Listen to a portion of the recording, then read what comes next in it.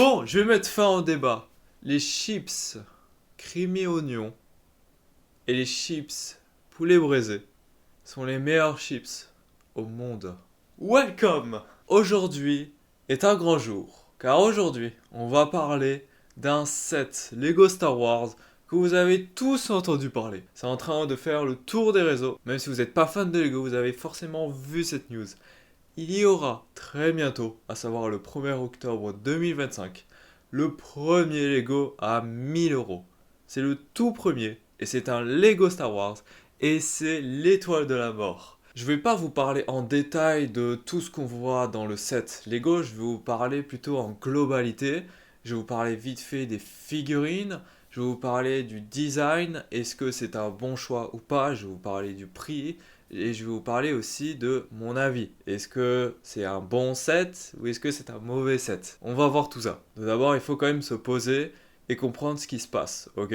Lego, ça fait des années et des années que le prix cesse d'augmenter. Et du coup, Lego a passé un stade, à savoir le premier Lego à 1000 euros. Et c'est le Lego Star Wars 75 419, l'étoile de la mort, qui sort le 1er octobre 2025, qui est interdit au moins de 18 ans, qui comporte 9023 pièces et 38 mini-figurines. Et on va commencer doucement. Premièrement, les figurines. Je vais pas vous parler de toutes les figurines individuellement parce que sinon ça va être trop long. Je vais vous parler en général. Franchement, déjà, c'est le premier Lego Star Wars, je crois même le premier Lego à avoir autant de figurines. Je crois que le second c'était du coup la Tour des Avengers qui était sortie il y a 2 ans. Mais là, du coup, c'est l'étoile de la mort qui a battu les records. Et franchement, tant mieux, écoute, parce que pour un prix à 1000 euros, c'est bien d'avoir autant de figurines. Et franchement, en globalité, je trouve que les figurines sont plutôt bonnes, avec des défauts. Mais ils sont plutôt bonnes. Déjà, si on prend les figurines de base, genre Han Solo, Chewbacca, Darth Vader, ceux qui n'ont jamais été trop changés, et je trouve que franchement, elles sont plutôt bonnes. Voilà, il n'y a rien à dire, elles sont quasiment parfaites. Je sais pas trop ce qu'ils peuvent faire de plus vraiment. Voilà, franchement, il n'y a rien à dire dessus. Ok, maintenant que c'est fini avec les figurines, passons au gros gâteau. Et cette fois, on n'a pas un gros gâteau, mais on a une espèce de pancake énorme.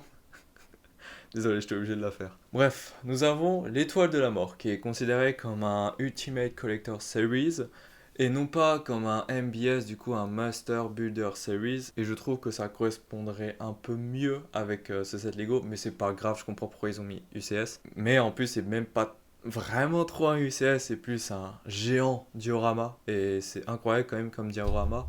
Mais est-ce que c'est vraiment un UCS? Je sais pas. Mais c'est énorme quand même. Et du coup, maintenant, je vais vous répondre à cette question.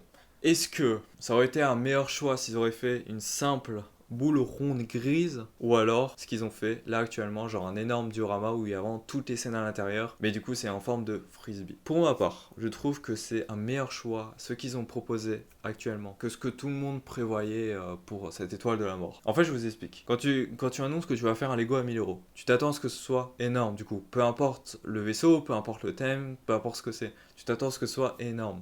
Et quand ils avaient annoncé que ce serait une étoile de la mort, enfin quand il y avait les rumeurs pour ça au début, forcément on s'attendait tous à avoir une grosse boule grise. Et ça aurait été trop bien. Mais, si on aurait eu une énorme boule grise, où est-ce qu'on la mettrait en fait pour l'exposer? À l'époque, il y avait eu déjà des étoiles de la mort. Mais c'était plutôt au niveau de 500 euros, tu vois, le prix. Et je trouvais que c'était déjà pas mal imposant quand même. Sauf que là, c'est le double du prix. En plus, il y a 9000 pièces. Du coup, forcément, ça aurait été énorme. Mais franchement, comment tu veux exposer une énorme boule grise en fait? Tu la mets au milieu de la table du salon, tu vois, je sais pas.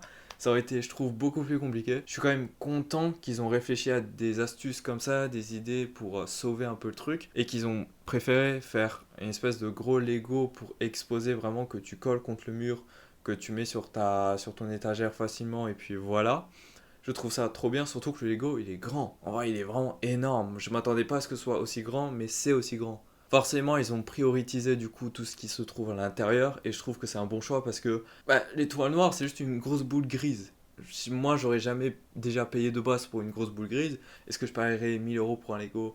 Pas sûr.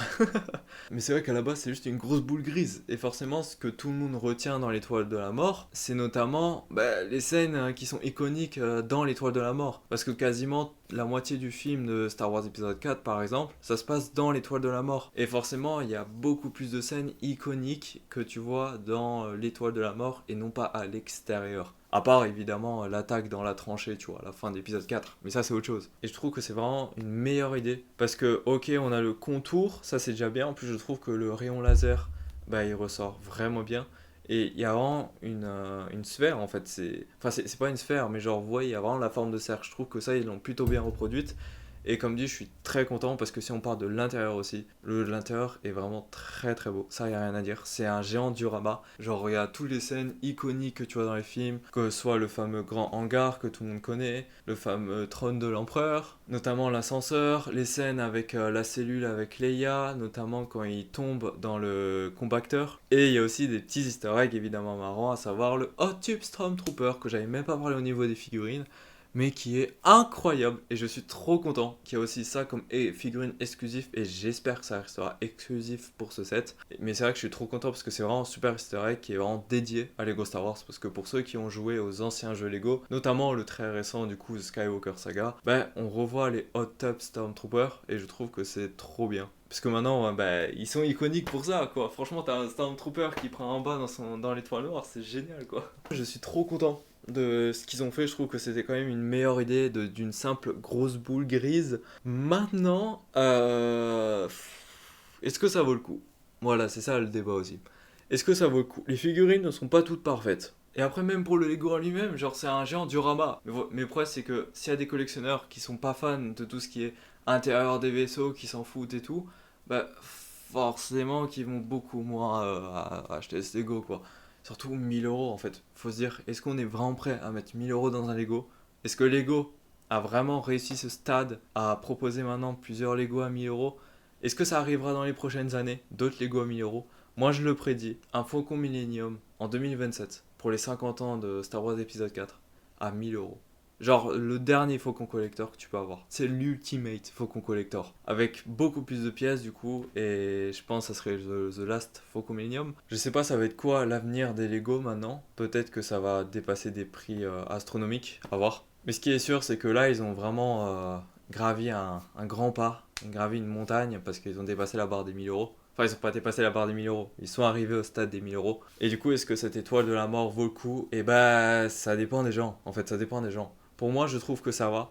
Les figurines ne sont pas parfaites, forcément ça enlève des points. Forcément, bah, j'aurais bien aimé quand même qu'il y ait au moins une façade de l'étoile de la mort du coup, qui soit fermée, que tu puisses genre exposer dans les deux sens. Vous voyez, ça aurait été, je trouve, un peu plus stylé quand même. Mais j'espère vraiment pas qu'ils me sortiront un Faucon Millennium en diorama où vous avez que l'intérieur, genre sans l'extérieur et tout ça, à 1000 €.